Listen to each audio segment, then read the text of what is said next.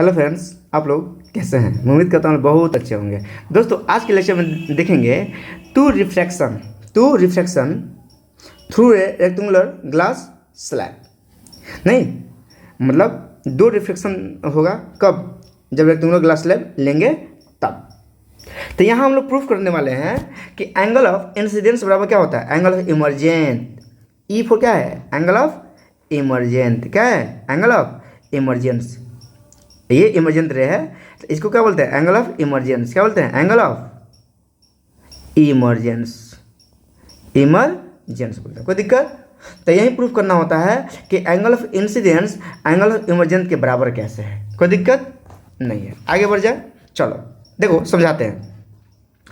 एक प्यारा सा रेक्टेंगुलर ग्लास स्लैब ले लीजिए, नाम दीजिए PQRS। थिकनेस से हो गया क्या? T। मान लो T क्या है? थिकनेस है। कोई दिक्कत? इसको क्या बोलते हैं? Incident ray. अब इंसिडेंट रे आया तो इसको बोलेंगे पॉइंट ऑफ इंसिडेंस। क्या बोलेंगे? इस पॉइंट पे क्या बोलेंगे? Point of incidence. अब पॉइंट ऑफ इंसिडेंस से क्या करते हैं? एक नॉर्मल ड्रॉ करते हैं। कोई दिक्कत? N1 और N2 मैंने मान लिया। नहीं, ये रिफ्लेक्टिव इंडेक्स ऑफ ग्लास है। देखो यहाँ म्यू ग्लास दिया है, रिफ्लेक्टिव इंडेक्स ऑफ ग्लास। यहाँ हमने NG भी ले सकते हैं, कोई दिक्कत नहीं है। आपको कंफ्यूज नहीं होना है दोस्तों, मैंने बता रखा है कि रिफ्लेक्टिव इंडेक्स को N से भी दिखाते हैं, सॉरी स्मॉल n से, और म्यू से भी दिखाते हैं। ठीक है, याद रखिएगा। फिर यहाँ क्या होगा? टुवर्ड्स तो नॉर्मल, चूँकि डेंसर मीडियम है तो नॉर्मल से टुवर्ड्स होगा। कोई दिक्कत? फिर रेयर मीडियम आ गया तो away from the normal, away from the normal हो जाएगा। तो हमको प्रूफ करना है कि एंगल आई का वैल्यू एंगल ऑफ इमरजेंस की क्या है? इक्वल है। कोई दिक्कत नहीं है। आइए लिखते हैं कि PQRS is a rectangular slab. कोई दिक्कत? अकॉर्डिंग टू स्नेल्स लॉ क्या होता है बताइए तो? स्नेल्स लॉ क्या कहता है? साइन आई बदले में साइन आई बदले में साइन आर का वैल्यू क्या होता है बताइए? अब देखिए, हम प्रीवियस लेक्चर में क्या बताए थे? N1 sine i equal to N2 sine r बताए थे। बोलो हाँ या ना? अब ध्यान दो। अब साइन आई बते साइन आर को अगर एक साथ लिखेंगे तो N1 नीचे आएगा। अब बोलो हाँ या ना? N1 कहाँ आया? नीचे। N2 कहाँ आया? ऊपर। लेकिन हाँ, लॉज ऑफ रिफ्लेक्शन में क्या माने थे? हम N1 को ऊपर मानते हैं, रिफ्लेक्टिव इंडेक्स ऑफ मीडियम 1, और नीचे क्या मानते हैं? N2 को रिफ्लेक्टिव इंडेक्स ऑफ मीडियम 2 माने थे। देखो तो ये तो साइन आर कहाँ आएगा? मीडियम 2 में आना चाहिए था, लेकिन N1 के बराबर है। साइन आई किसके बराबर है? N2 के बराबर है। तो क्या हो जा रहा है? रेसिप्रोकल। क्या हो जा रहा है? रेसिप्रोकल हो जा रहा है ना। साइन आई तो क्या होना चाहिए? साइन N1 के वैल्यू इक्वल होना चाहिए था ना। साइन आई का वैल्यू किसके बराबर होना चाहिए? N1 के बराबर होना चाहिए था, लेकिन किसके बराबर है? N2 के बराबर है। मतलब ऊपर है साइन आई इक्वल किसके है? N2। नीचे है साइन आर तो वैल्यू किसके इक्वल होना चाहिए? N1 के इक्वल होना चाहिए। अब बोलो हाँ या ना? इसी तरह साइन आई बते साइन आर है तो क्या लिखेंगे? रिफ्लेक्टिव इंडेक्स ऑफ ग्लास लिखेंगे, और देन क्या लिखेंगे? Reflective index of air. तो ये Na है, ये क्या है? Ng है। कोई दिक्कत है? तो साइन आई का वैल्यू किसके बराबर लिखेंगे? रेसिप्रोकल Ng, अब बते N ए लिखेंगे। अरे कोई दिक्कत है? नहीं। ठीक है, आई थिंक कोई दिक्कत नहीं है ना आप लोग को? ठीक है, कोई दिक्कत नहीं है। अब क्या लगाएंगे? अब F पॉइंट पे अब स्नेल्स लॉ लगाएंगे। F पॉइंट पे स्नेल्स लॉ लगाएंगे। देखिए, अप्लाइंग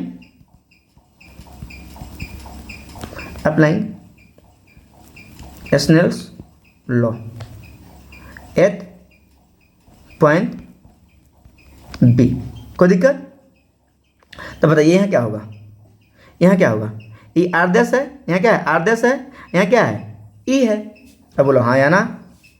तो लिखेंगे साइन आर डैश बते साइन E। तो क्या लिखेंगे बताइए क्या लिखेंगे? और रिफ्लेक्टिव इंडेक्स ऑफ एयर लिखेंगे, क्योंकि नीचे वाला लिखेंगे इसमें पहले क्या लिखेंगे? एयर वाला लिखेंगे, रिफ्रैक्टिव इंडेक्स ऑफ एयर, तब रिफ्रैक्टिव इंडेक्स ऑफ ग्लास लिखेंगे।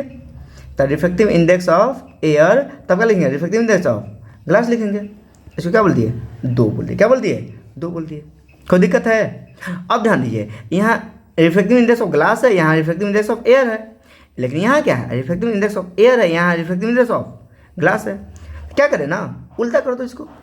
तो साइन ई रेसिप्रोकल कर दिए, रेसिप्रोकल, ये भी क्या हो जाएगा, रेसिप्रोकल। साइन ई बते साइन आर डैश हो जाएगा। क्या हो जाएगा, एन जी अपन में एन ए हो जाएगा, एन जी अपन में एन ए, इसको थर्ड मान लीजिए। ठीक है, फ्रॉम फर्स्ट एंड थर्ड, देखो फ्रॉम फर्स्ट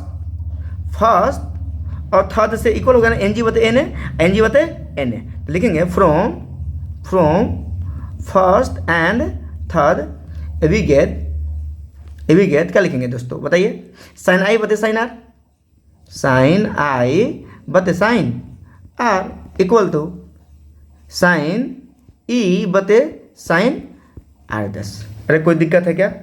इसको क्या मान लो, फोर्थ। क्या मान लो, फोर्थ। कोई दिक्कत? इससे क्या क्लियर हो रहा है, इससे क्या क्लियर हो रहा है, as it is clear from figure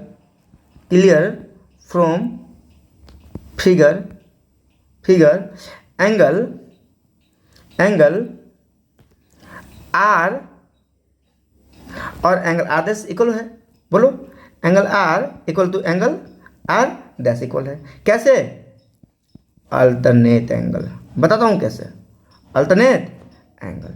तो लिख सकते हैं देयरफॉर बताएंगे कैसे बता रहा हूँ, इसको बता रहा हूँ, अभी तो मैंने लिख दिया ना। तो therefore sine R1 equal to sine R2। कोई दिक्कत है? साइन R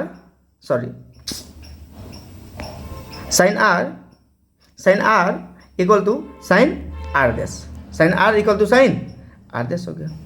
ठीक है, कोई दिक्कत है? ये इक्वल हो गया, तो ऊपर वाला भी क्या हो जाएगा, साइन आई बते sine e. Also sine i equal to sine e हो जाएगा। तो बोल सकते हैं क्या, तो ई बराबर आई।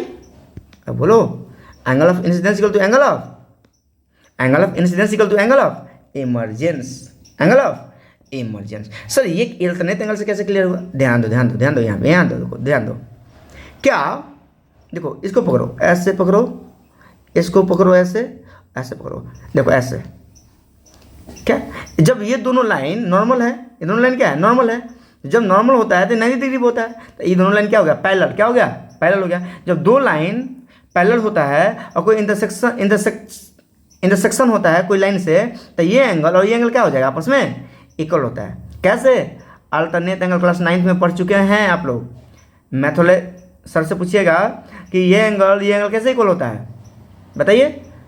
अल्टरनेट एंगल से, जब दो लाइन अगर पैरेलल हो गया ना, अगर इंटरसेक्टिंग लाइन हो, तो ये एंगल क्या होगा, इक्वल होगा। तो क्या ई आर का वैल्यू आर डैश इक्वल नहीं हुआ क्या? कैसे? अल्टरनेट एंगल से। ठीक है, इससे बोल सकते हैं angle of incidence equal to angle of emergence बोल सकते हैं। अरे कोई दिक्कत है क्या? कोई दिक्कत है? तो angle of incidence equal to angle of emergence. ठीक है, आपको ऐसे क्लियर करना होगा। ठीक है, समझ में आ गया? अच्छा ध्यान दीजिए, एक और बात ध्यान दीजिए दोस्तों, ध्यान दीजिए, रुक जाइए।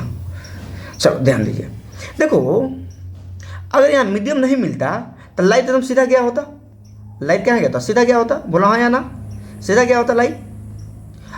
अगर मीडियम मिल गया तो फिर लाइट का डायरेक्शन क्या हो गया, चेंज होगा। पहले ऐसे हुआ है और देन ऐसे हुआ है, तो कितना डिस्प्लेस हुआ है, ओरिजिनल रे से कितना डिस्प्लेस हुआ है? तब मैंने बोला डी डिस्प्लेसमेंट हुआ है। कितना हुआ है? डी डिस्प्लेसमेंट हुआ है। इससे बोलते हैं लैटरल डिस्प्लेसमेंट। ओरिजिनल रे से लाइट रेस कितना डेविएट हुआ है, मैंने क्या बोला, ओरिजिनल लाइट रेस से कितना डेविएट हुआ है उसी को क्या बोलते हैं, लैटरल डिस्प्लेसमेंट। क्या बोलते हैं, लैटरल डिस्प्लेसमेंट। ये क्या है, डायरेक्शन ऑफ ओरिजिनल रे, डायरेक्शन ऑफ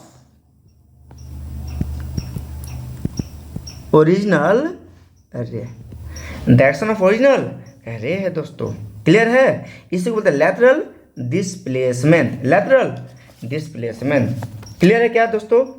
अच्छा, लैटरल डिस्प्लेसमेंट कुछ फैक्टर पे डिपेंड करता है, याद रख लीजिए यहाँ पे, लैटरल डिस्प्लेसमेंट कुछ फैक्टर पे क्या करता है, डिपेंड करता है। अगर मान लीजिए इंसिडेंट रे को बढ़ाएंगे, ये क्या है, एंगल ऑफ इंसिडेंस को बढ़ाएंगे, तो लैटरल डिस्प्लेसमेंट LD से क्या होता है, लैटरल डिस्प्लेसमेंट, मैंने लिख दिया LD, L for lateral, D for displacement. अगर एंगल ऑफ इंसिडेंस को बढ़ाते हैं तो लैटरल डिस्प्लेसमेंट भी क्या होगा, बढ़ेगा, कोई दिक्कत। अगर रिफ्रैक्टिव इंडेक्स को बढ़ाते हैं तो लैटरल डिस्प्लेसमेंट भी क्या होगा, बढ़ेगा। LD का मतलब लैटरल डिस्प्लेसमेंट, ध्यान दीजिएगा। और थिकनेस बढ़ाते हैं, T फॉर थिकनेस, ध्यान दीजिए, T फॉर क्या है, थिकनेस, T फॉर क्या है, थिकनेस। और थिकनेस को बढ़ाएंगे